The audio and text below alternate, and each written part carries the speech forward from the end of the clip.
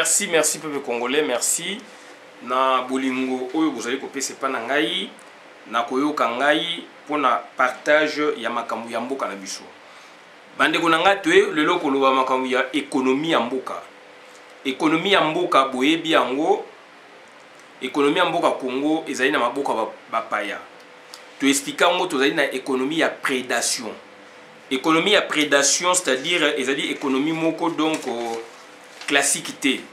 Ezali économie moko donc c'est-à-dire ya moyibi. Donc batu baye bakangi biloko na bino nanko et bakomi ko sala yango. Et puis bakomi ko imposer bino modèle wana. Alors biso tozali donc batu oyo il faut tozana économie moko normale. Économie ya prédation momoni ndenge ba société ya miyibi ya kita Congo ndenge côté belé na mboka. Ya kita donc ya muyibi ya kita ndenge côté belé na mboka. Donc il y a plus de 85 sociétés répertoriées au bazali ko sala donc pillage ya Congo. Bande konanga boyebi yango ça fait aujourd'hui plus de 23 ans. Plus de 23 ans, nous avons plus de 85 sociétés. Ce que nous avons na makila, ndo makile c'est silaye.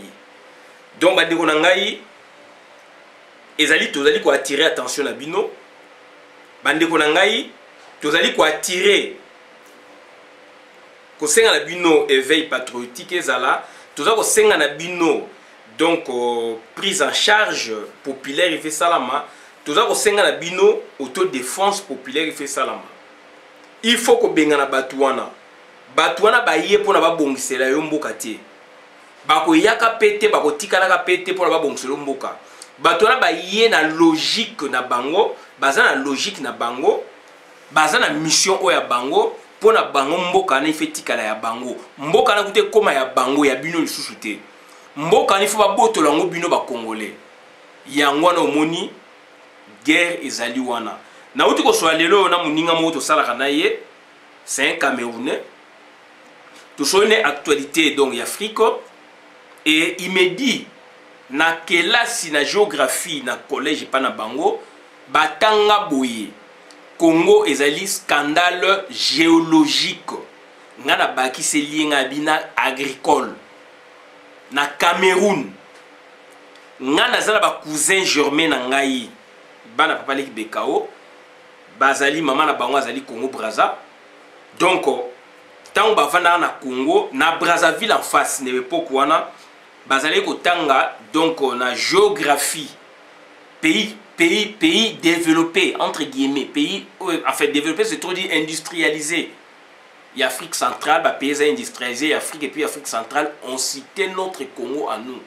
Azala qui fier il y a ko débattre na ba ninga na ye bazala ki fier po bazabi balé mo sina mbali de pour na ko débattre na ba ninga na bango pour na ko laksa ke bazali aussi ba congolais do baza bazairoi donc ndeko nanga Congo na yo ezali mboka ya monene na monde. Congo na yo ezali mboka oyo eyebani oyo monde entier ba yebi yango de par leur nkita, de par les ressources minières, agricole, boé, etc. Mais yo ye bien ngote. Yo palangani lokola mbinzo na mokili. Pona kokende koluka. Et monde entier ezongi nde na Congo pona koluka. Mais yo Congolais obimi na Congo pona koluka na libanda. Mais monde entier place yo ke pana bango ba zongi nde na bayende na Congo pona koluka do koyiba. Donc ndeko na ngai lelo to yo ko parler makambo ya George Forest. George Forest azali un des grands entrepreneurs ya Congo. Aye na Congo donc Boumwana papa na ye. Abotami George Forest abotami en 1942. Papa na ye déjà ba année déjà ya likolo wana avant indépendance. Papa na ye a s'installaka déjà na Congo.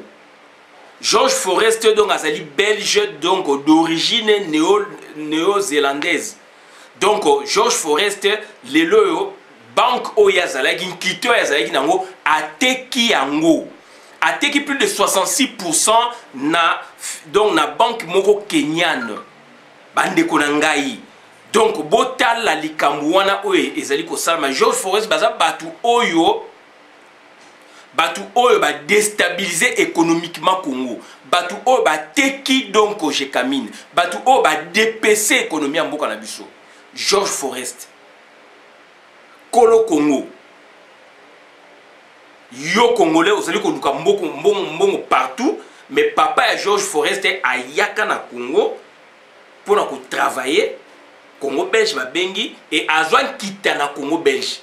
Kita na kita ni de génération à George Forest. Lelo George Forest a teki yango donc azo teka donc banque wana oyo papa na ye ba créaka et banque wana certainement ba sombaka ngo déjà na batu mususu. Donc ba mindele na tango wana banque wana donc est créé en 1909. Donc aujourd'hui, George Forest a teki ba part donc 66% na donc banque Mogo Kenyan. Et quand on parle du Kenya, donc il faut voir déjà donc les Hippolyte Kanambe sont là. Donc bande konanga to meka kotangela bino puisque nous n'inventons rien.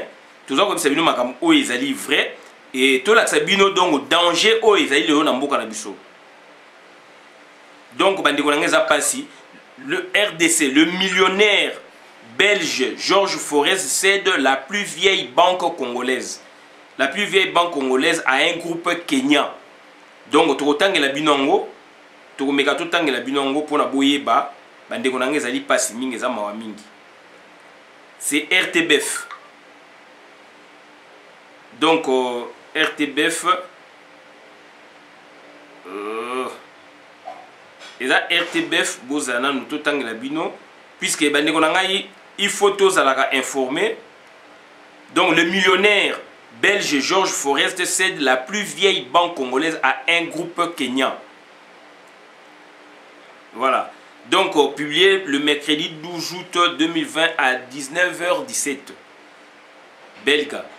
Le millionnaire belge George Forest, actionnaire majoritaire de la plus ancienne banque privée de la République démocratique du Congo, a vendu ses parts à la firme kenyane Equity Group Holdings, selon un communiqué du groupe Kenya publié mercredi. Voilà. L'Empire Forest opère en RDC depuis 1922. L'Empire Forest opère en RDC depuis 1922, principalement dans les mines dans la province de l'ex-Katanga, sud-est. Il avait acquis en 2009 plus des 2/3 des actions de la Banque commerciale du Congo, BCDC, la plus vieille banque privée du pays, installée de manière ininterrompue en RDC depuis 1909. Je vends mes actions à Equity Group Holdings dans l'espoir que cette institution devienne la plus grande banque du Congo, a déclaré l'homme d'affaires belge installé en RDC, cité par le communiqué de Equity annonçant la cession. Aujourd'hui, Equity Group Holding a annoncé la finalisation de l'acquisition de 66,53% d'actions de la Banque commerciale du Congo, BCDC, pour un montant total de 95 millions de dollars, a précisé le groupe bancaire kenyan opérant en RDC depuis 2005. L'entité fusionnée est en passe de devenir la plus grande institution bancaire en RDC. Nous sommes convaincus que la fusion et le regroupement de ces deux filiales produiront une banque fusionnée avec un total bilan de plus de 2 milliards de dollars, note Equity, quatrième banque sur la vingtaine active en RDC. Persuadé que l'entité fusionnée est en passe de devenir la plus grande institution bancaire en RDC dans un délai d'1 an. La création de ces nouveaux groupes bancaires intervient alors que la première banque privée du pays, Rao Bank, est impliquée dans une vaste enquête anticorruption soupçonnée de complicité de détournement de fonds publics destinés à financer les grands chantiers lancés par le nouveau chef de l'État, Félix Antoine Tshilombo, il y a 1 an. George Forest, fils d'un néo-zélandais né en 1940 dans l'ex-Congo belge, est l'un des plus grandes fortunes d'Afrique francophone selon le magazine Forbes, qui a avancé le chiffre de 800 millions de dollars en 2016. Donc, voilà un peu. Donc, vous allez koyoka, vous allez komona ba tractation, vous allez ko salama depuis Hippolyte Kanamba hier, Hippolyte Kanamba a dit qu'on misait à deux points ou deux pôles, donc deux secteurs. Secteur politique et puis secteur donc économico-financier. Donc on a bien secteur politique, na secteur économico-financier. Alors que mboka na biso makamu ezali ebele oyo bakoki kosala. Mboka na biso ezali besoin de vivre. Congo ezali besoin de vivre. Pour na Congo vivre il faut misala et salama. Mais botala bien batuana, ba George Forest, ba Hippolyte Kanambe, ba Zoé Kanambe, ba Jeannette Kanambe, ba Ruberwa, Moïse Nyarugabo, Boé, ba Nyake Roussex, etc. Batuana mingi, bazali toujours botala, bazali toujours na soit une activité politique, soit une activité donc économico-financière. Mais il y a beaucoup de secteurs au Congo qui ont besoin. Beaucoup de secteurs va créer des services ou va créer des emplois dans le secteur dont il y a banque. Mais est-ce que le Congo a besoin de secteur à banque? Oui, mais le secteur est belé. Pourquoi pas Batouana, George Forest, Bazalio en Congo depuis autant d'années? Pourquoi pas à s'investir aussi dans l'activité Moussoussou, Neti Kotongaka, Bandaku?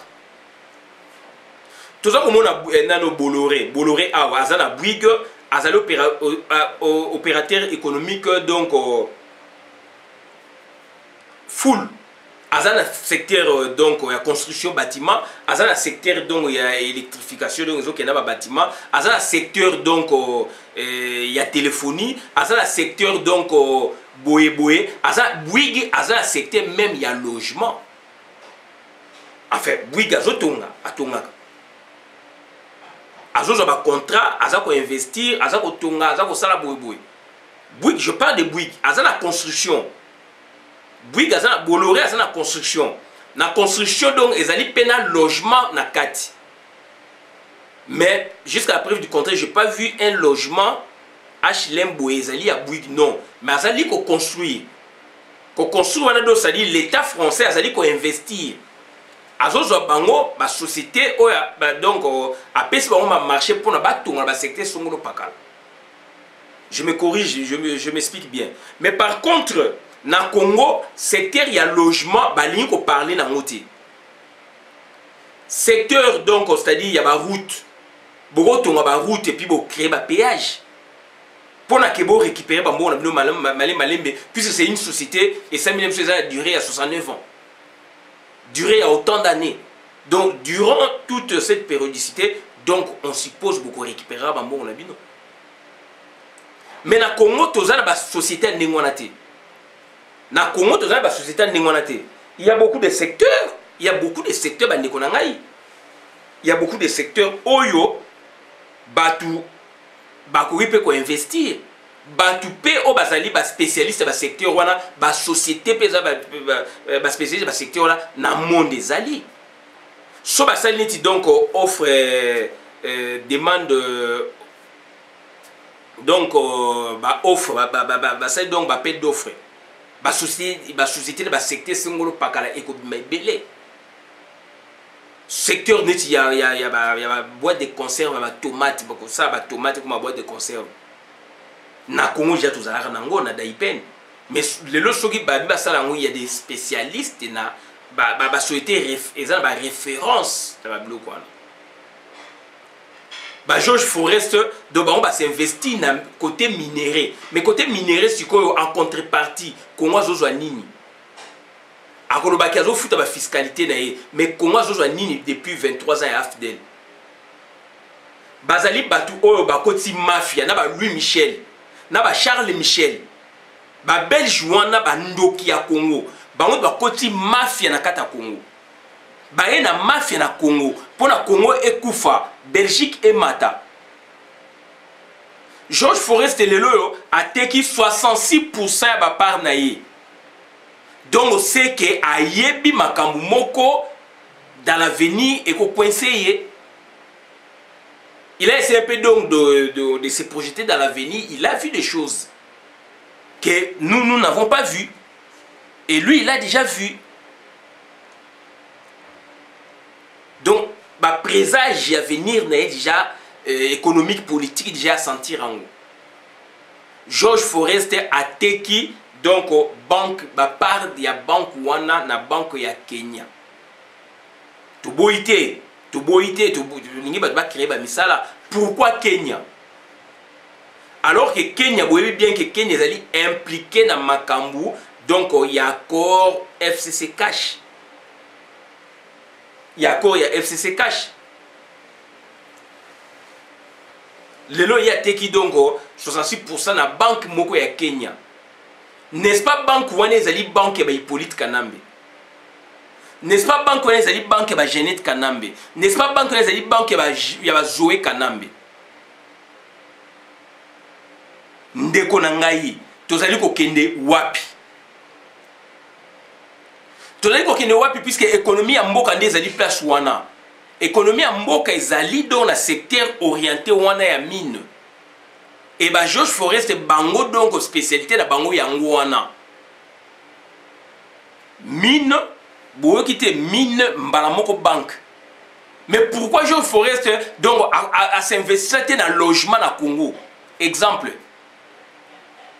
Pourquoi George Forest donc a s'investir par exemple donc na éducation nationale na Congo? Il peut créer des universités. Il peut créer des universités.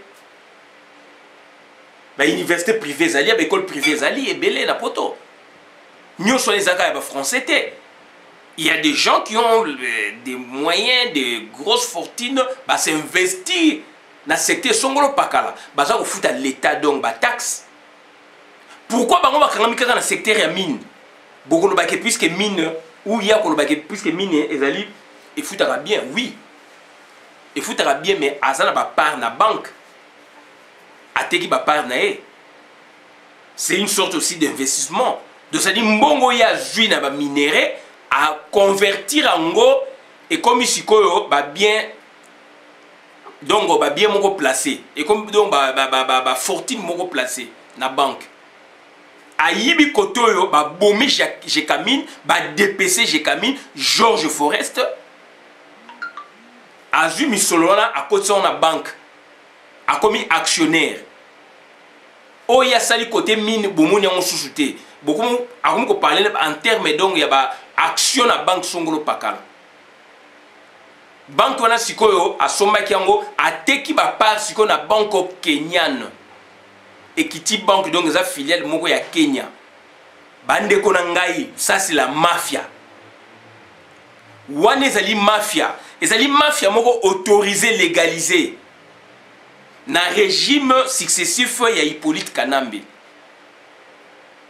Batouana soki toza pays moko makasi, ba George Forest ba koyiko sakana Congo tende ba osakana ngo. Bande konanga na za ko yebisa bino makambo. George Forest, ba Jamal, ce sont des mafieux. Baza bato ba yeko boma Congo. Na moni Jamal, alobi que sur 57 millions de dollars, il n'avait touché que 3%. Donc sur 57 millions, ba qui est beurre, il y a 2 millions 100. 55 millions, 54 millions 900 et Keyuapi. Bino batubolo baike donc on s'est dit Kamere ba kosi le makambu. Jamal a craqué n'appel. Ba avocat na mundela lobi Jamal n'a touché que 2 millions 100 sur 57 millions. Tout ça est aligné à mafia. Mais le même Jamal a mis 10 millions na banque. Atinya on a Liban na mboka na bango 10 millions na ziongo wapi Congolais fungola miso batu wana baye ko sakana économie ya mboka na yo ngai na yo to bimi libanda musika a 8000 km pona ko luka moluka pe ezali pasi bango biso to bimi bango bazongi Oube ba yé na Congo ko remplacer ngai na yo. baza kosakana ba millions et bazali soutenir na bandeko oyo bengi ba politicien bandeko na yo Congolais ozali komona eloko moko te mboka ekufi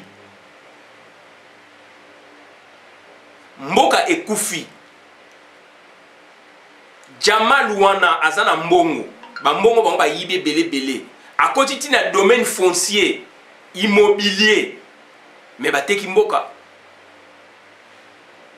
ndeko na ngata babotolo mabele oko muumbu ba Jamal bakoti tina ba domaine foncier immobilier mais pourquoi na ba misolo bango bazwaki batonga ba HLMT bato afutelaka ya bango toza komona ngo pele bamboka nyoso puisque tu as l'argent bon on comprend peut-être bayaki na mbongo te ba capitaux frais bo ba utango libanda te ta bayaki na Congo baye ko joindre na Congo yango na kanda wana ba ko kolinga te ba chambongo na Congo mais mutu soki donc aye na mbongo na ye ya utango libanda ye il peut investir, il peut faire des choses ou peut-être ngana za koloba ba secteur a développé c'est belé Congo ça souffrir donc on a ba logements sociaux Congo ils ont souffert nango. Congo le côté téléphonie, côté donc téléphonie, côté ba télévision, donc est commis donc des milliers. Ils allaient développer entre guillemets. Sauf que nous avons respecté ba normes. Secteur éducationnel et koufi. Bécole mingi donc et baby, ba comme côté quand même bécole mingi et baby. Moi ba rénover l'État, soit disant ça na mbongo té. Ba privé ba IAP boye ba tonga école privée ba oli motonga te puisque économie en mboka eza malamu te bato baza na ba salaire bien te po ba futa ba école mais bato wana o ba ye o biso to ko senga na bango ba investir na ba secteur songolo pakala bato wana baza mingi na secteur minier bato wana baza mingi na secteur banque le cas à Georges Forest le cas à Louis Michel là où vous citez Georges Forest. Donc, dans le siège, il y a Louis Michel. Dans le siège, il y a Didier Renders. Dans le siège, il y a Charles Michel. Comment votre pays va avancer? Comment Mboka na yo ndeko na ngai et ko relever ba défi? Puisque ba tuwana baza ba dongolo miso, bazali ko landa na loupe idée ya malamu soki eza koya pona mboka il faut bango ba ya ba anéantir yango. Georges Forest, donc, na mbongo ya sa na ngone ba estimé 800 millions de dollars, mais ça mouké. Hier, ba ngot ba bomi jekamine, ba teki yango ndam. Georges Forest. Bandeko na ngai tango moni moto ya lolenge wana Georges Forest akomi ko teka ba par na ye. Ye mutu ba boti na Congo. Akomi ko teka ba par na ye ndeko na ngai il faut omi loba omi poser question. C'est que amoni likamoko ya mabeza ko ya liboso. Yango wana toza ko senga na yo congolais. Il faut mi lengela. Toza ko senga na yo congolais. Il faut aller veiller. Toza ko senga na yo congolais. Il faut s'occuper na mboka na yo. Atoza musika. Toza ko senga na yo congolais. Il faut kotomboka. Toza ko senga na yo congolais. Il faut ko silika na makambu ya mboka. Tangu batu mususu ya mitema mabe ba olinga ko bebisa mboka ya ngai na yo. But toza ko sala ba vidéo ya ngwana. But toza ko telema pour la réveiller, pour conscientiser donc certaines personnes. Congo est le pays le plus pauvre donc en termes de PIB, donc produit international brut, produit intérieur brut, pardon. Ils sont pauvres. Alors que Mabélé est riche. Mabélé est bongisi batu belé à Mokili. Et bongisi ba état mingi ya mokili mais ye moko Congo azali ko bongate secteur agricole bato wana bakoki ko investir te na pêcherie batonga ba bateau de pêche to mona mutu moko millionnaire moko bo milliardaire moko boye aye ko tonga le mususu 35 bateaux de pêche. Atondisi yango dongo na nzela ya fleuve, akotisi yango na nzela Kasai, akotisi yango na Tanganyika, akotisi yango dongo na ba lac voilà. Donc akotisi yango pe na océan, puisque tout ça partie na biso monene kuna na ba mwanda. 50 bateaux de pêche. Boyebi combien de misala ya ko tonga, combien de misala ya ko créer. Et puis boyebi ndenge nini ba mbiso esko yo dongo et zala consommer na Congo aussi. Toza ba mai ebele biso tokoki koliaka ba biloko ba mbise utaka ba Argentine te, ba mbise utaka ba Brésil te, toboyi te. Toza ba mai do biso tolia ba poisson d'eau douce, ba mai na biso ya ba fleuve na biso, ya ba lac na biso. Nous avons tout. Batouana, ba George Forest, bien que spécialité ezali minéré, mais yo wana za na banque. Est-ce qu'il faut penser par exemple les bateaux de pêche pour le Congo? Il faut penser à ton université pour le Congo. Il faut penser à ton route pour le péage pour le Congo.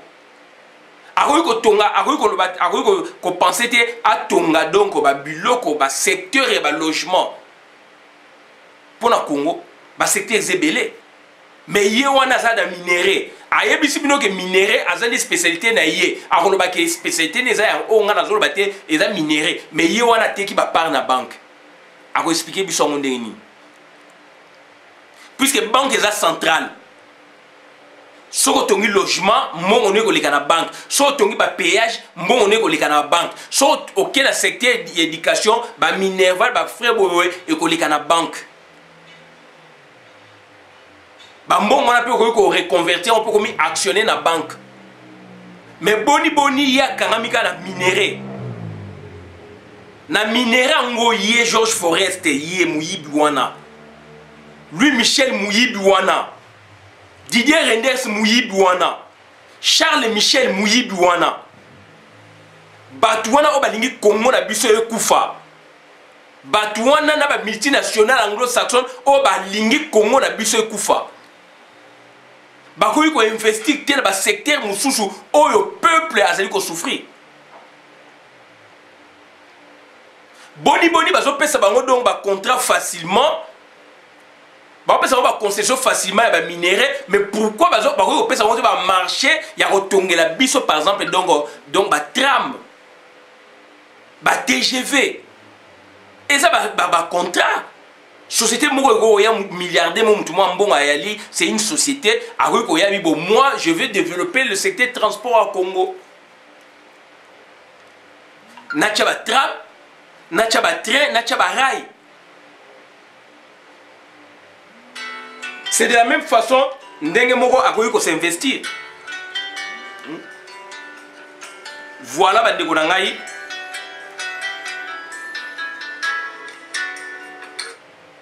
Pardon, Benganga dans 5 minutes. Dans 5 minutes. 5 minutes. Dans 5 minutes. Donc, boni bandeko na ngai babiloko wana ekoki kosala mate na Congo. Toza komona ba Éthiopie. Toza komona ba Sénégal. Ba tram ba boye mboka ekomi koza développer. Vous croyez que l'État sénégalais kaka yemda débourser ba mbongo nyonso? Si ça peut un partenariat, secteur où fait défaut, j'investis. Boubeng soit partenaire à l'Ibanda va investir. Secteur où ça défaut, Boubeng soit partenaire à l'Ibanda va investir. Secteur où ça défaut, Boubeng soit partenaire à l'Ibanda va investir. Bango ba kangamika na minéré. Alors minéré ezali do et ali donc kita moko ya souveraineté. Bango ba koti kuna. Ba komi ko zo ba par ba otela ba banque. Ba lingi ba secteur mususu te. Bandeko nanga tozo kende wapi. Voilà bandeko nanga auto yaka website bino ngwana to suki abona na vidéo malamu na compte communauté ngai Christian Bola bien mamba peuple mokonzi peuple souverain combattant résistant révolutionnaire PNI. Merci.